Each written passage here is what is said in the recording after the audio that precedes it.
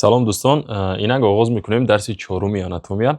ما آماده بودیم به سیستمای عضوها. یکم سر میکنیم عضو چیست. عضو این مجموعه بافته هایی که یک وظیفه را اجرا میکنن عضو نامیده میشود. مثال عضو دل، عضو گرده از یک چند بافته ترکیب یافتند که همه بافته یک وظیفه را اجرا میکنند. اکنون سیستمای عضو چیست؟ سیستمای عضو چیست؟ سیستمای عضو یک چند عضوی که یک وظیفه را اجرا میکند سیستمای عضو مینامند. در آدم همگی 11 سیستمای عضو دیده میشود که در کتاب آناتومیا ما همین 11 سیستم را میخونیم. اینک ما این 11 سیستمای عضو را کمکی دربارش معلومات میدیم. یکم سیستم این سیستمای عضو چیست ما گفتیم. سیستمای عضو چیست ما گفتیم. در آدم چند سیستمای عضو موجود است؟ 11 سیستمای عضو موجود است. این یکم سیستمای عصب. سیستمای چی است؟ سیستمای عصب از مغز سر و حرام مغز عبارت بوده. وظیفش تنظیم عصبی عضوهای آدم، یعنی عضوهای آدم را تنظیم میکند. دوم سیستم این سیستمای نفس کشی. سیستمای نفس کشی از عضوهای کوکی بینی، حلق، خیرنوی، برونخ، الویولا، شوش، پلیورا، همین عضوها در یک جایگی سیستمای نفس کشی را تامین کرده. وظیفه سیستمای نفس کشی مبادله گاز را تامین میکند یا که خون را از اکسیژن بوی میکند. سوم سیستم این سیستمای اندوکرینی. سیستمای اندوکرینی.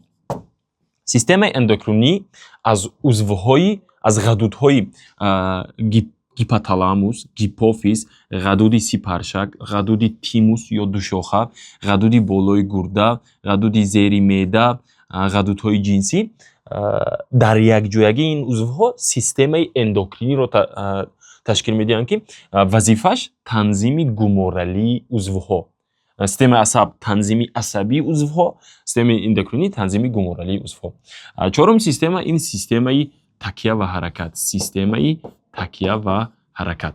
سیستمای تکیه حرکت از عضوهای استخوان و موشک عبارت بوده. وظیفش تکیه‌گاهی و حرکتی آدم رو ارگانیسم رو تامین میکند یا استخوان مثال همچون تکیه‌گاه با عضوها خدمت میکند. پنجم سیستم این سیستمای گردشی خون. سیستمای گردشی خون از عضوهای دل و رگ‌ها عبارت است. وظیفش وظیفه نقلیاتی بدن رو با غذا و اکسیژن تامین میکند. یعنی خون اکسیژن رو از شش میگیرد، غذا رو از روده میگیرد و تمام بدن رو با اکسیژن و غذا تامین میکند. سیستم دیگری ما سیستم هاضمه. سیستم هاضمه از عضو دهان، گلو، سرخ روده، معده، روده باریک، روده قفس، سوراخی مقعد، جگر، این عضوها در یک جایگی سیستم هاضمه رو تشکیل میدهند که وظیفه‌شون هضم خوراک، هضم کردن چی؟ خوراک. سیستم دیگری ما این سیستم اخراج. سیستم اخراج از عضوهای گرده، نیچه پیشابگذار، پفک پیشابدان، نیچه پیشابرار. این چهار عضو در یک جایگی سیستم اخراج را تشکیل میدهند. وظیفه سیستم اخراج فیلتر خون، یعنی تازه کنی خون را از مایع زیادتی تازه میکند و پیشاب حاصل میکند. یعنی سیستم دیگری ما سیستم ایمونی. سیستم ایمونی. سیستم ایمونی از عضوهای گره‌های لیمفگی، تیموس، مغز سرخ استخوان، اپندیکس، بادامک‌های حلق، این عضوها در جایگی سیستم ایمونی رو تشکیل میدهند که وظیفه‌شون ایمونیته آدم رو تامین میکنند، یعنی وظیفه محافظتی بگم میشود. سیستم دیگر سیستم چی است؟ سیستم حس. وظیفش از کدام عضوها عبارت است؟ از چشم، بینی، زبان، پوست، گوش.